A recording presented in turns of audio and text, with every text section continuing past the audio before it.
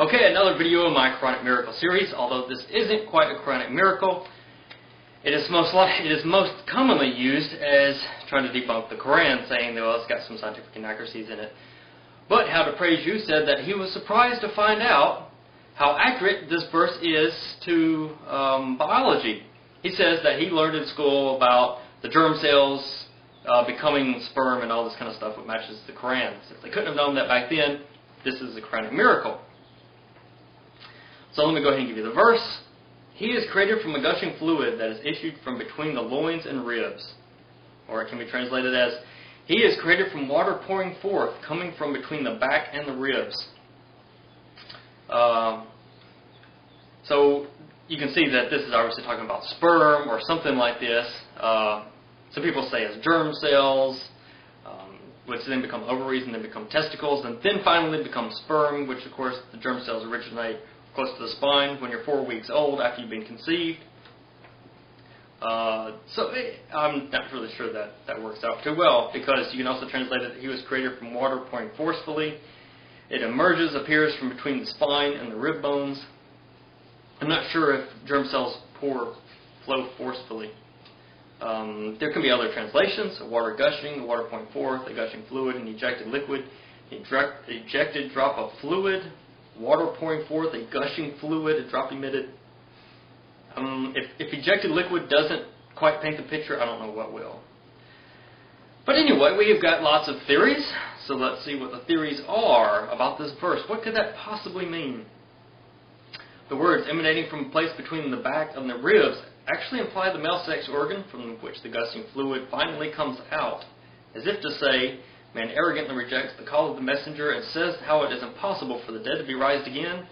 Men should observe that from what he was created from in the first place. He was created from a fluid gushing forth, emanating from a place which is not even worth mentioning, between the ribs and the back. So, of course, the back and the ribs are supposed to be like an insignificant place. So that was sort of a metaphor talking about insignificant place. Okay, let's see. How about another theory? What does that verse mean? A man's seed is the quiescence of his body. It is therefore said metaphorically to proceed from his loins, from his back between his hip bones and ribs. His backbone is the source and symbol of his strength and personality, and his spinal cord in his brain is the directive energy of his central nervous system, and this directs all action, organic and psychic. The spinal cord is continuous with the medulla oblongata in the brain. Alright, I don't know who's going to buy that one. Okay, but let's see, another explanation. That sperm was created, according to Surah 86, verse 6 and 7, from between the ribs and backbone. It's from the stomach, and from a sperm drop was created with Adam, it's not excluded from that, and created from a single soul of spirit. Could mean an earlier human-like form from which Adam was created as a leap of evolution. So, perhaps it's some kind of evolution metaphor or something. These organs receive their nerve supply and blood supply from the abdominal aorta, which is the area between the backbone, spinal column, and the ribs. Even the lymphatic drainage and the venous return to the same area. Okay, well, perhaps it's the blood supply that comes from there that feeds the testicles, so therefore they can make the sperm. And then, of course, we've got the in the embryonic stages, the reproductive organs of the male and female, i.e. the testicles and ovaries, begin their development near the kidneys, exactly between the spinal column and the 11th or 12th ribs. Later they descend, blah, blah, blah. So, of course, it's the germ cell theory. Perhaps that's what it was talking about. Well, let's see what people believed way back in the day. I was studying the Hippocratic Oath about a month ago, and it's a very interesting read. You ought to look upon it and be glad that you're not living way back then. But the guy had some quite unusual ideas about the body and how it worked.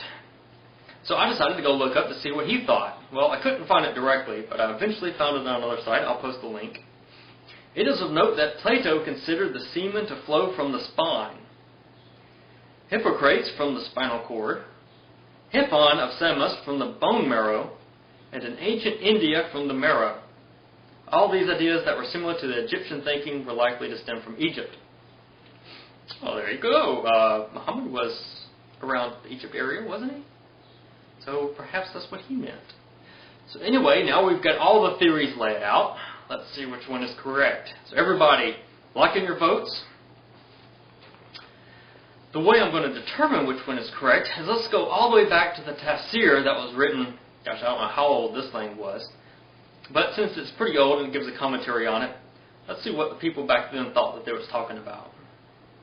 Normally this would be the first place that I would research.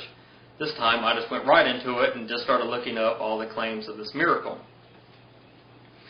I didn't look up anybody trying to debunk it at all, but we've got all the claims, plus my claim of it just being copied from Socrates or Plato.